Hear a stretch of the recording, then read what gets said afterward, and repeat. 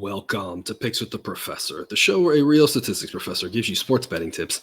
I'm your host, Professor Sides, and for the latest updates, information, and picks, you can follow me on Twitter at Professor Sides. This Major League Baseball episode covers every game scheduled to be played on Tuesday, September 27th, 2022. In case you're new here, I've built a mathematical model for win probability using hitter and pitcher projections I've created in order to make one money line or run line pick on every game that's played 7 days a week that there are no Sunday shows. Please note that these probabilities are assuming normal starting lineups and current rosters at the time I started recording. What will be shown are the banners on the screen with the thresholds for A or B grade play so that you can make the best decisions possible based on the current odds in the books you do business with. The goals for this episode are to share key information about today's games, give you a few things to think on, and explain why certain plays are being made in order for you to come up with picks that you are comfortable with.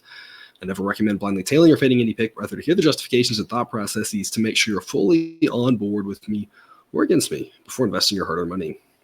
As I'm always saying, take what you like and leave the rest. And as I go through my plays, remember that there are no locks in gambling, so what I'll give you are loves, likes, and leans, that is A, B, and C grades. Dedicate my confidence level with respect to scaling wagers.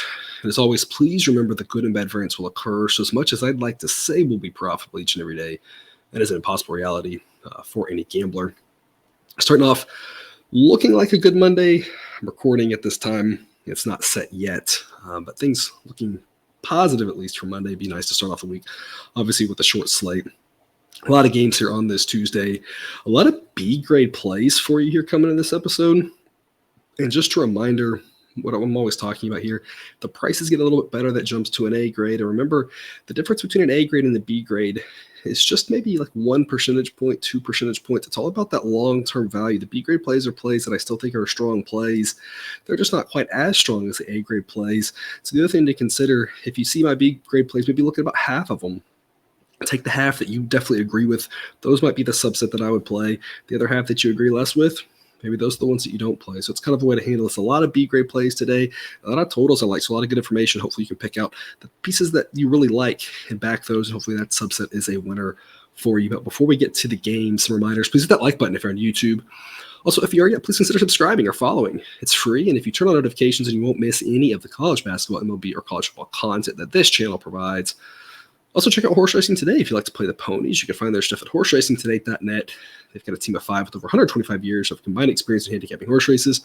There's an angle they don't know or bias they can't identify. Check out their YouTube shows or website. The links are in the description. And lastly, as a reminder, you start up a Patreon page for those of you looking to support the show. Membership starts at just $3 per month. Benefits get you things like the play of the day, access to our Discord chat group, ad-free and early access to the shows, and early access to projected spreads. So we'll get right to it here. No day games on this Tuesday, unfortunately. 6:10 Eastern, a little bit of an earlier start at least. Rays and the Guardians. It'll be a chilly one in Cleveland, upper 50s for most of this one, with a chance of rain in the 25 to 50% coverage mark. So a game that might have some rain issues, might have some delays. Something to keep in mind if you're a DFS player or just regular fantasy, if you're still around in a championship game. Keep that in mind. Winds will be blowing probably in from left field, maybe a little bit across, but they're going to be strong. They're going to be in the 15-mile-an-hour range. So this one could get cold, wet, and nasty. It's a game that if it didn't have playoff implications, I could see them just saying, we don't want to mess with playing this whatsoever. And they still may decide that and just go with a doubleheader later on in the week. But this is going to be some particularly nasty weather. So just something to keep in mind here. It's going to really benefit the pitchers here, Corey Kluber and Shane Bieber. Kluber, very average. It's a 96 grade from the model, 4.30 ERA. Now, the underlying metrics do say it should be in the upper threes. Shane Bieber, on the other hand, of course, we know is really good, 2.81 ERA. And the advanced metrics say that's pretty solid. It's a 77 rating, and a guy that's solidly in that third tier of starting pitchers. Again, DeGrom, tier 1 by himself, and tier 2. Tier 2 is a lot of those, the Verlanders, the Otanis, those type pitchers. Bieber right behind. They're chomping at the bit to get in that group. Having a fantastic season, a really solid pitcher. And again, these guys are going to be really aided by the weather. Both these sets of relievers are above average. Both of these offenses, grade out above average, but they're barely above average If this game happens, if the rain holds off, but it's still chilly with the wind blowing in these pitchers, I don't expect a lot of runs. You can see there on the screen, sideline says the total should be 6.1. So I'm recommending the under 7 at minus 105. I think this should be 6.5. Hanging around 7 is a gift for us. I think jump all over that. These offenses aren't good enough in these conditions to score a lot of runs. I'm also going to back the Guardians at minus 145 with a B grade play. You can see on screen there that at minus 147, it's a B grade. At minus 136, it's an A grade. Right now, the price of minus 145 gets it to that B grade threshold, but we're still a dime short of an A grade threshold. As sideline says, the Guardians win this one 60% of the time, making minus 145 a profitable play for us. I'm just not favorable enough to back the underdog in this one. 6:35 Eastern, first pitch, Reds at the Pirates. Mid-50s for this one. A slight chance of rain, 10 to 15%, so probably, hopefully not going to affect this one. Winds will be blowing out, maybe across, maybe out to start. Out by the end of the game, but also dying down. So maybe a little bit of a boost to the bats at the start, but really dying down. And it being in the mid-50s, the ball's really not going to fly. We would need stronger winds to really think it's going to fly out with how cold it is. Hunter Green and Mitch Keller, two slightly above average pitcher. Model says Green is a 95, Keller is a 99. Again, 100 is average, and the lower you go, the better you get. Green has a 4.91 ERA, but the advanced metrics say it should be in the low fours. Mitch Keller, a 3.99 ERA, and the advanced metrics say that's pretty accurate. So two pitchers that I think are pretty solid, reasonable to back. I'm going to recommend the under 7 in this one as well. A sideline says it should be 6.6. The fear you have in this one, of course, is the bullpen's getting too involved. But this is just really cold weather. It's a situation where I don't expect the bats to really be hot. I think that 7, that push protection makes a lot of sense. It's not an under that I'd go under at 6.5. The Rays Guardians one I would go under 6.5, but this one at 6.5 is a straight pass. These bullpens are both just too scary, but these offenses are both well below average too. So I think 7 is just too high for the weather conditions in this one. So I'm going to go under 7. And I'm also going to back the Pirates at minus 112. Sideline says it should be minus 115. So you can see that price of minus 112 just ekes into B grade territory. Close to even money on the Pirates would be an A grade. For the Reds, I would need prices in the plus 120s or plus 130s to get excited. And the price right now I'm seeing close to even money just is not exciting enough to back the road team in Pittsburgh. 6:40 Eastern start time. Royals at the Tigers. Another chilly one. You have a lot of chilly weather. It's why you have a lot of low totals here. Mid-50s for this one. Slight chance of rain, but kind of like we saw in Pittsburgh. Probably not going to affect things. Winds will be blowing out in this one in the 10 to 15 mile an hour range. So a little bit more help with the wind blowing out, but still very chilly temperatures. Sideline says 6.9 on this one. So a little bit more runs than expected in Pittsburgh. But the total is 8. So I'm going to recommend going under 8 as well. This is a total I'd go under 7.5 as well, as I think the total should be 7. Bullpen's a little bit of a concern here. Tigers bullpen fading down the stretch. Royals relievers, though, kind of holding consistently mediocre, not good at all, but they've occasionally done okay. They haven't been Pirates level bad, at least, or Diamondbacks level bad for the season. Two very average pitchers in Zach Greinke and Joey Wentz. Wentz does have an ERA at 3.13, but the underlying metrics say that's a little bit of a mirage. Greinke at 4.21 ERA. The advanced metrics say that's pretty spot on. So just two average pitchers, two bullpens that are, not great. But the biggest thing here, mid-50-degree temperatures and two really below average offenses. The Royals offense has done okay, but they project worse against the lefty as they're a little bit left-handed heavy. They've also been a team that's done more damage at home scoring runs than on the road. This Tigers offense, as we know, has been bad all season. So I like the under in this one. Again, sideline says 6.9, so I'm going to go under 8. And then I'm also going to back the Tigers minus 106. Sideline says it should be Tigers minus 110. As you can see on screen, they're minus 106. Just ekes into the B grade territory for us there. If I could get plus odds, that would be an A grade play on the Tigers. Again, I don't think much of Wentz. I don't think much of Greinke. I think both are just very average pitchers. But again, the key here, Royals against a lefty project to be not that much better than a very bad Tigers offense in general. So I think that being a wash, I still think these Tigers relievers are a little better at home. I think a price like minus 106 is a pretty solid price to back the Tigers. So B grade pick for me there, the price that we're seeing. And again, I like the under as well in this one. 7:05 Eastern start time. Braves hit the Nats. Got a pretty easy winner with the Braves here on Monday. Got the run line, got the under as well. No line out for this one as of yet. Right now, we're projecting Kyle Muller and Paulo Espino. Espino's a guy that, if y'all been following any time, the model does not really like him whatsoever. 4.17 ERA on the season. Underlying metrics say it should be a tad higher. He projects worse than that. Doesn't project to give you a lot of length as well. He's been pretty hit or miss. He's had a couple times where he's gone deeper, but he's had a couple times where he's only gone 3 innings or something like that. So not a guy that the model really trusts. Obviously, the Braves offense is a lot better and the Braves relievers are a lot better. Kyle Muller, a guy that model's just going to treat this as a bullpen game, doesn't really expect him to go deep. If he does go deep, it's because he's pitching well.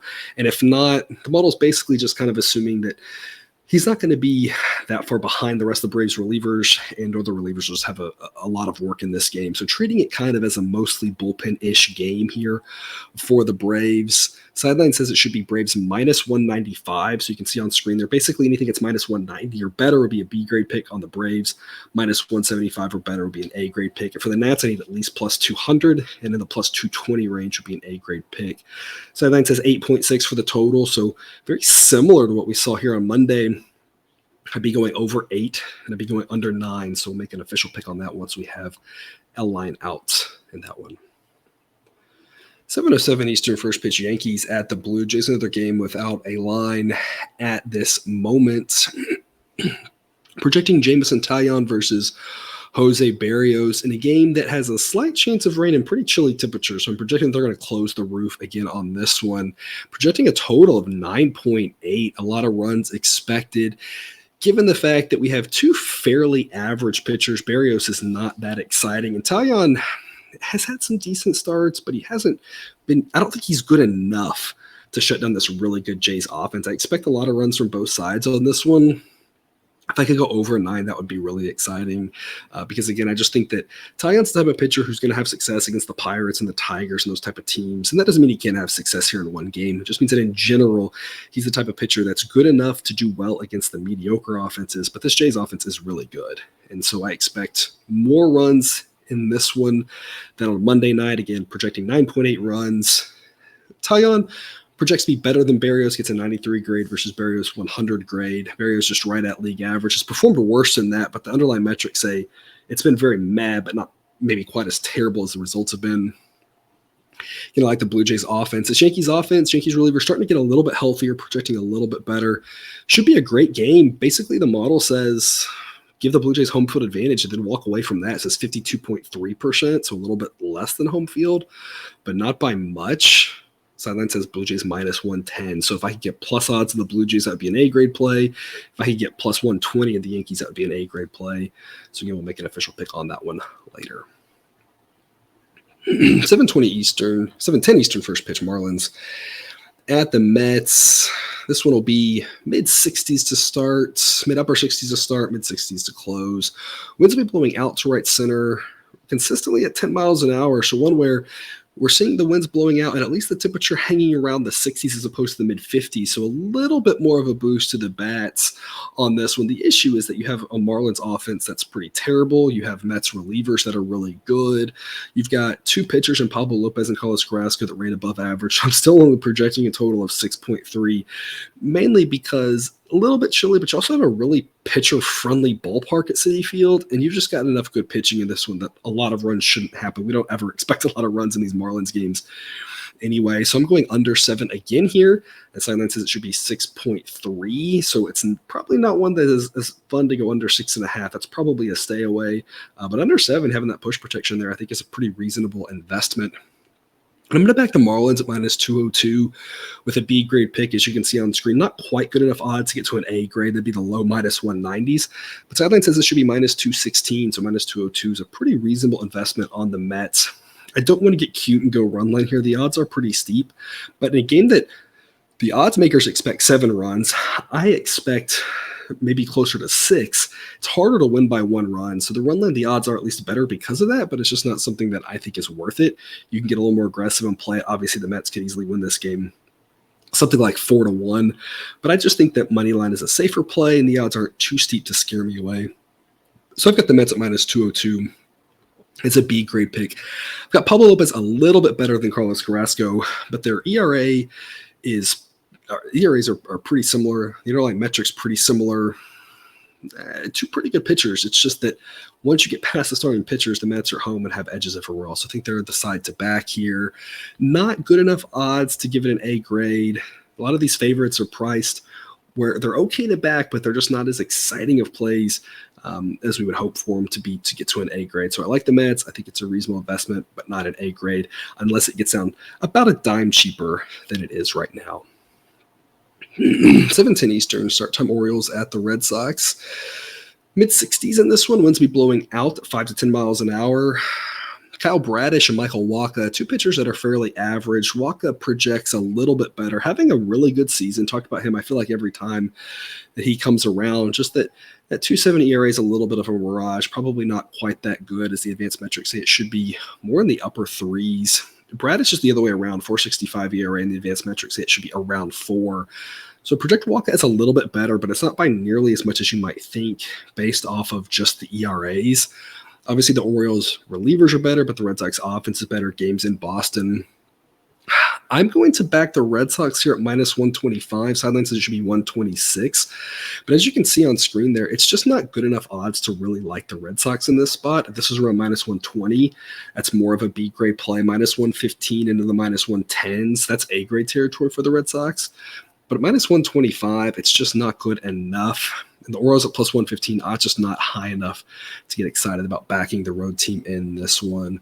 Total in this game is 9. Sideline projects exactly 9, so not a total worth messing with, in my opinion. 7:40 Eastern, first pitch Cardinals at the Brewers. I'm projecting the roof to be closed in this one as it projects to be a pretty chilly night in Milwaukee. 50-degree temperatures, so closed roof will help, at least in the sense that we won't have really cold air killing the ball in Milwaukee there. Miles Mikolas versus Adrian Hauser. Mikolas is a pitcher who's been not as good as that ERA all season long. Kind of come back to earth here recently, but I still think he's a whole lot better than Adrian Hauser. His model projects Hauser gives him a 105 grade. Michaelis gives a 91 grade. That's about a full standard deviation apart from each other.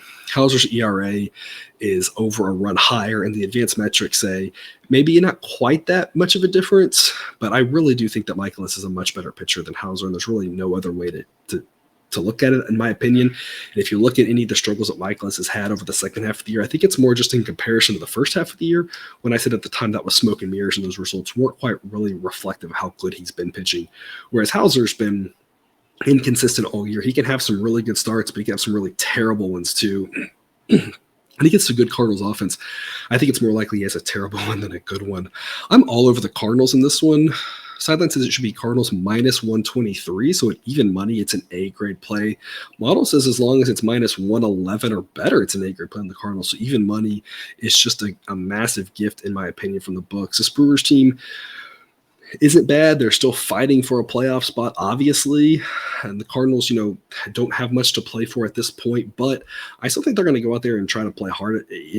Maybe I'd be a little bit worried about this next week and this week, but I still think they're going to go out there and play.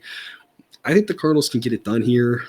Michaelis obviously wants to have a good start. He only got 2 more left for the playoffs. I'm just not buying any narratives about the Brewers needing this. If we looked at just teams who need the game or whatever, that's not really a recipe for success. Cardinals are the better team here, better starting pitcher, relievers not that far behind the Brewers, and just a much better, much more consistent offense. I'll back the Cardinals here at even money with an A grade play. Total in this one is 8. Sidelines is 8.6. So I'm going to take the over 8 on this one, as I think the Cardinals are going to score some runs off of Hauser. Michaelis hasn't pitched well enough, I think, to really shut down the Brewers. This feels kind of like a 6-3, 5-4 type Cardinals win. I'll take them at even money. I think they should be favored. And like I said, I think there should be some runs in this one, so I'll grab that over 8 as well. Phillies and Cubs, we get going at 7:40 Eastern. Projecting a relatively cold night at Wrigley. No total yet on this one because the weather patterns there really do matter. So when I update this one about 12 hours from now, we'll have a little bit better of an idea. Right now when I'm recording, we're almost 24 hours from first pitch. So that could really change the total in this one, as Wrigley has the biggest effect due to wind. And right now the winds are supposed to be blowing across/in from left field at 15 to 20 miles an hour. It's going to be really gusty. And it's going to be in the mid to low 50s. So we're talking about cold and windy. Now, if the wind is more across, it's not going to have as much of an effect on the bats. But if it's in, it's going to be impossible to get the ball out of the park on a cold, windy day in Wrigley.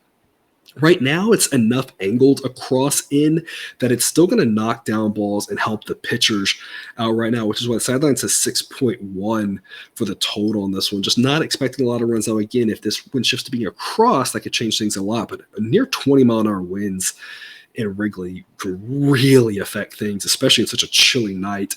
And two pretty good pitchers in Zach Wheeler and Marcus Stroman. Obviously, I like Wheeler more than Stroman. We thought Wheeler might have some a little bit concerned about him coming back his first start, not going as deep or whatever last time out. He looked like he was having no issues whatsoever. Should be able to, based off that last start, go out strong in this one. Phillies relievers are better. Phillies offense is better. I like the Phillies in this one at minus 161. Not quite good enough to get to an A grade play. Really close, as you can see there on the screen. We're looking for minus 158 or better. So this is one that by the time you see this, it might have moved. All it needs to move is about a nickel, and it's A-grade territory. So almost an A-grade play on the Phillies here. On this one, I think they're the side on the to get the job done here in Chicago. Not a side that I really want run line on, though, just because of the fact that I don't expect very many runs. I think this is very possible a Phillies 1-run win or 2-run win. And so I just want to play the money line. Should be a tight, low-scoring game, but I don't see the Cubs doing much against Zach Wheeler. And again, above average to the Phillies relievers coming behind him. Talked about if Syndergaard is still piggybacking him like he did last time, he becomes more effective if they're only asking him to go through the lineup one time. This sets up to be all Phillies in a cold, low-scoring game. So I'm going to back them at minus 161 right now with a B-grade pick. White Sox and Twins, 7:40 Eastern. Twins team that just continues to struggle really in the month of September. It'll be chilly in Minnesota, mid-50s to start and around 50 degrees to close. Winds will be blowing in or across right now, giving the pitchers a little bit of help in the 5 to 10 mile an hour range. So winds that aren't nothing, not quite what we're seeing in Wrigley, but a little bit of a breeze in here. And again, in a very chilly night. Total in this game is 7, but sideline says 6.8, so it's not an under 7 that I'm comfortable playing, whereas I was comfortable playing a lot of other under 7s. The main reason here is that this Twins offense still is decent, even without Buxton. They should be scoring runs. The total went well over on Sunday, and I liked that over. So either you expect the Twins to score runs or you expect them to give up some runs because you don't know if they care. I just can't play an under in a Twins game. It's just not the right setup, in my opinion, given that offense. But I sure as heck would not play over with low 50-degree temperatures for the majority of this game and a wind blowing in. Lance Lynn for the White Sox, 4.02 ERA. I've been preaching for a while now. Has really figured it out after a really rocky start. Underlying metrics, his ERA should be in the mid-3s, gets an 86 grade, and just trending in the right direction. He's mostly looked pretty good the last month or two. Bailey Ober for the Twins has thrown 9 times this season, 3.71 ERA, and the underlying metrics indicate that's pretty accurate. So gets an average grade from the model, maybe a little bit of upside here with him.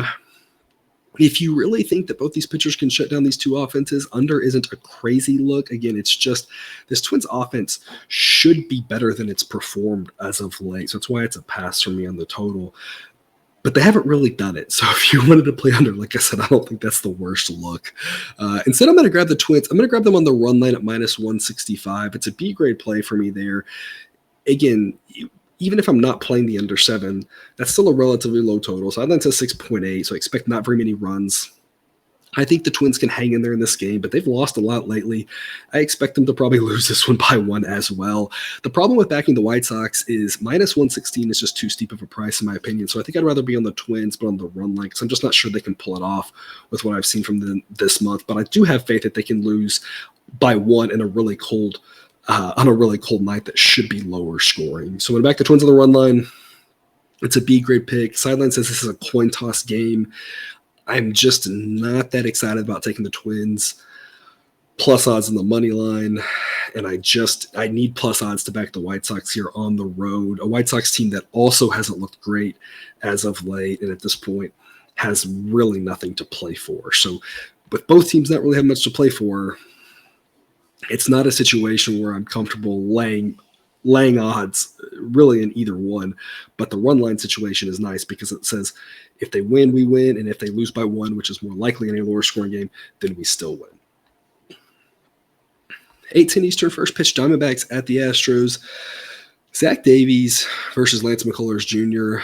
Davies with a 4.03 ERA, advanced metrics say it should be about a half run higher than that. McCullers a 2.38 ERA, underlying metrics say it should be a full run higher than that. Talked about McCullers a lot, dodging in and out of traffic for the most part. Definitely, of course, got the potential to be an ace. Hasn't quite got there yet. Obviously, there's still hope for that heading into the playoffs.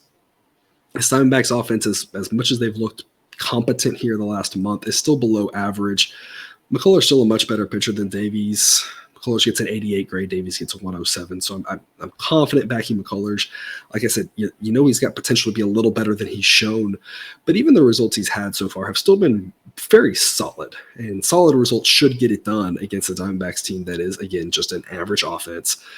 Diamondbacks relievers really struggling this year. Of course, the Astros offense is good. I mean, this should be all Astros.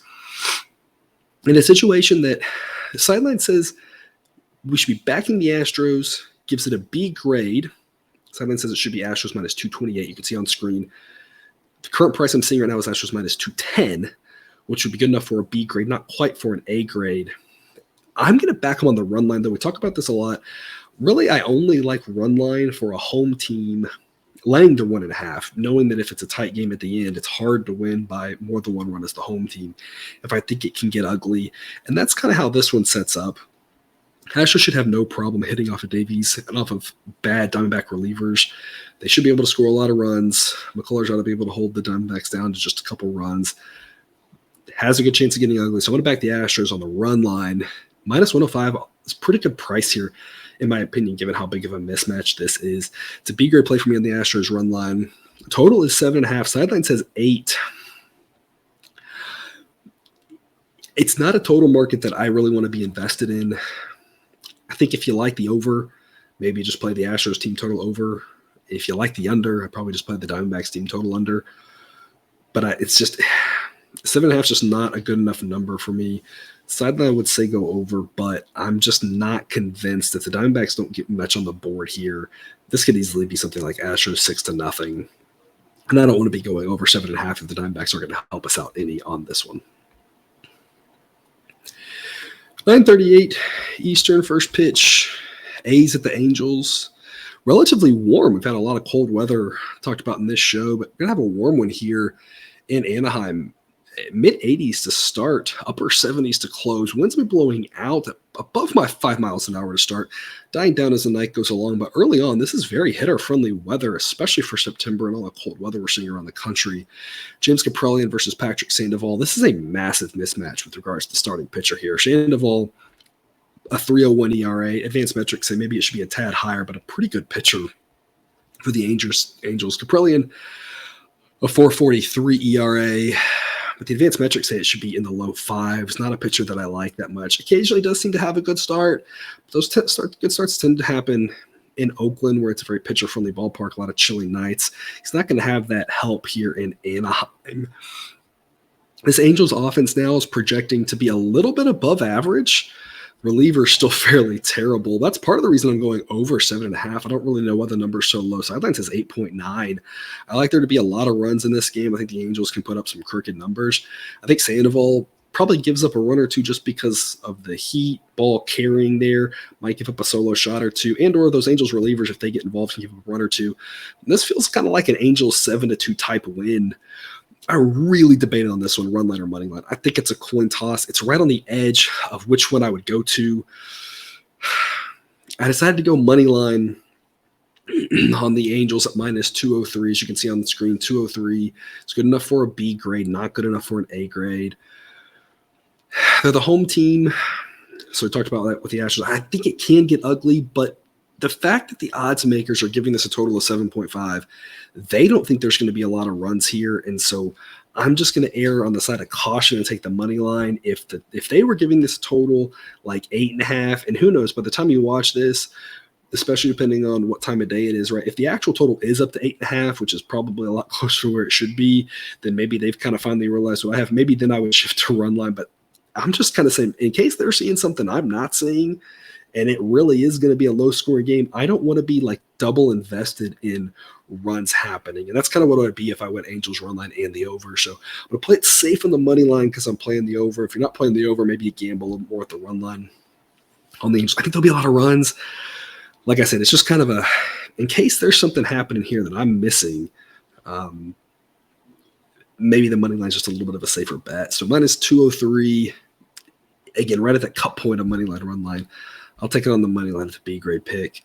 But again, if you want to split your bet, I don't think it's a crazy thing, or just go run line. I don't think it's crazy. It's really just kind of a coin toss type decision on this one. 9:40 Eastern, first pitch, Dodgers at the Padres. What we were all kind of hoping would be, a battle for the division here at the end. As it turned out, of course, the Dodgers have clinched everything. Padres still fighting for a playoff spot, looking like they're in good shape, but not clinched yet. Weather will be really nice in San Diego, upper 70s to start, low 70s to close. Winds will be blowing a little bit in, a little bit across, but mostly around 5 miles an hour, so not too much of a big deal there. A pair of lefties in Tyler Anderson and Blake Snell.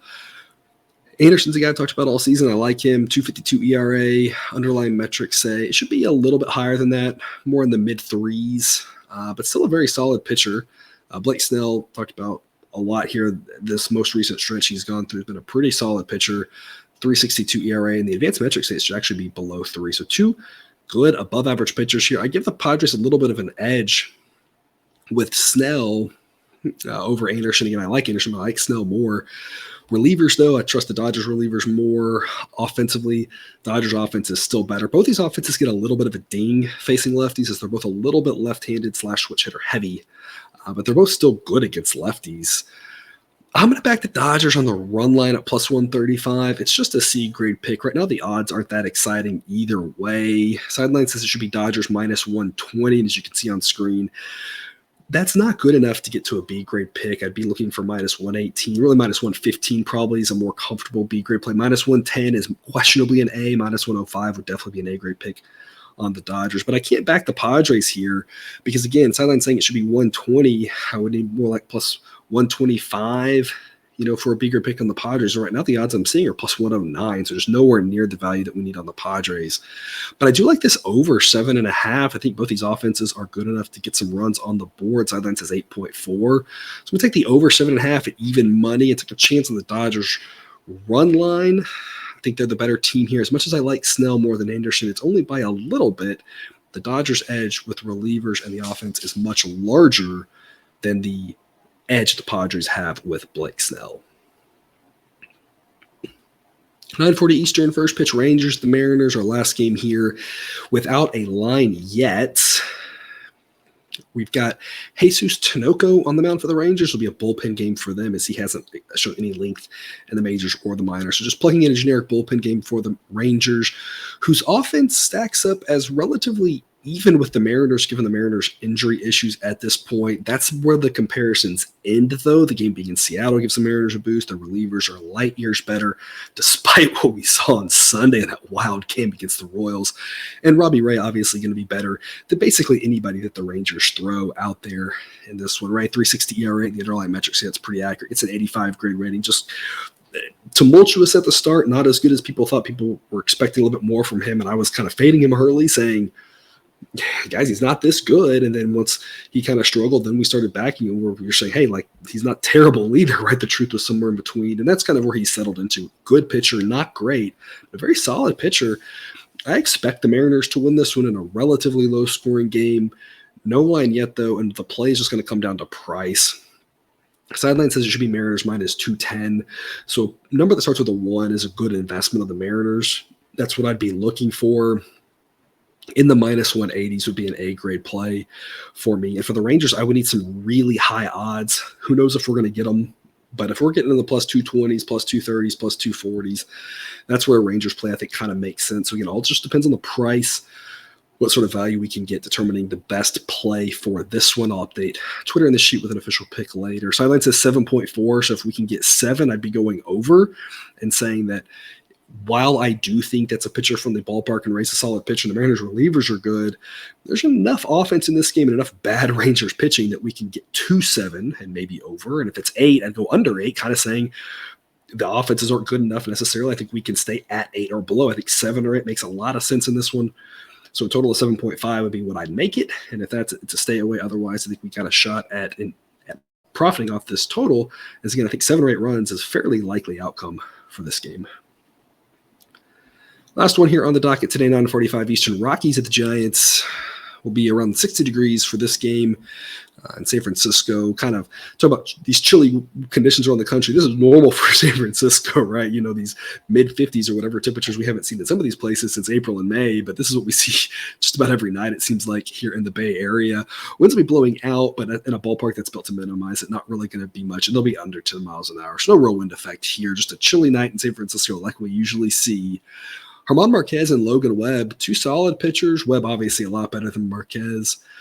Marquez having an up and down season, has had some good starts. 5.15 ERA on the whole, though. Part of that's inflated because of Coors. Part of it is he just hasn't had quite as good of a season as he's had in the last couple of years. Logan Webb quietly putting together another brilliant season, 2.93 ERA, and the advanced metrics say it should be in the low 3s. So Webb and Ray, very similar pitchers, not great. Not really worthy of being in the Cy Young conversation, but just having solid seasons here, get it done for their teams. Both sets of relievers are pretty terrible.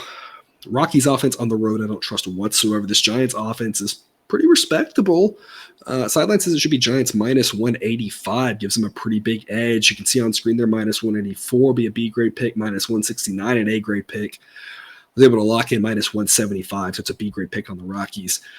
Yet another situation, I talked about this at the top, and I want to recap it here. A lot of plays where you're seeing right here those numbers on the screen, and you're seeing the price fall right in between the A and the B. And those are the types of plays that I said I'm putting them all as B-grade plays.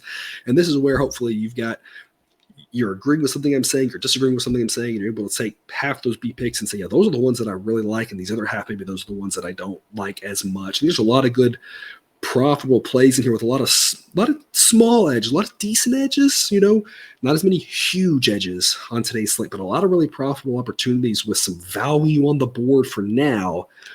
But of course, you never know what the price is going to move. By the time you watch this, several of these B grade picks at the price is kind of right here in between the A and the B might have come here on this other side of it and not be actually valuable for either side. So don't chase a bad number. Always be trying to grab good numbers, shop around. In this case, again, minus 175, I think the Giants are worth a play. But if it was up to minus 190, I don't really think it'd be backing either side to be a stay away for me. Sideline says 6.8 in this game. Total is 7. I think it's a well-priced 7. Going under several 7s today, but this isn't one of them. 2 good pitchers, but this Giants offense is pretty solid, and these relievers can give up runs. So given that the Giants stadiums were hitter-friendly this year with the changes they made to that park, I think it's a well-priced 7 and one that I am not messing with. And that's all I have for you right now. Only one A-grade play, again, as of this moment. But again, as prices move, that may change. That's why I put those numbers in the banner so that you can see. Maybe there's some A-grade plays for you at the places you're shopping around by the time you watch this. Hopefully you can get some good numbers, get some good value on your picks. Again, even though we're towards the end of the season, that doesn't mean we're not still looking for value today, just like we were back in April. Going to continue to have the strong methodology that we had all season long to finish out what's hopefully been a profitable MLB season for you. That's all I've got for you today. Thanks for tuning in to another episode of Picks with the Professor. Check out the website if you haven't yet. It's www.pickswiththeprofessor.com. Don't forget to subscribe so you can ensure all the sports betting content we provide on this channel is dropped right into your feed. I'll see you again tomorrow for more MLB betting content. Already get that college football Week 5, Episode 1 up. We'll have 2 more episodes for you later in the week, so make sure to check that out as well. As always, best of luck, and remember, you can eat your betting money, but please don't bet your eating money.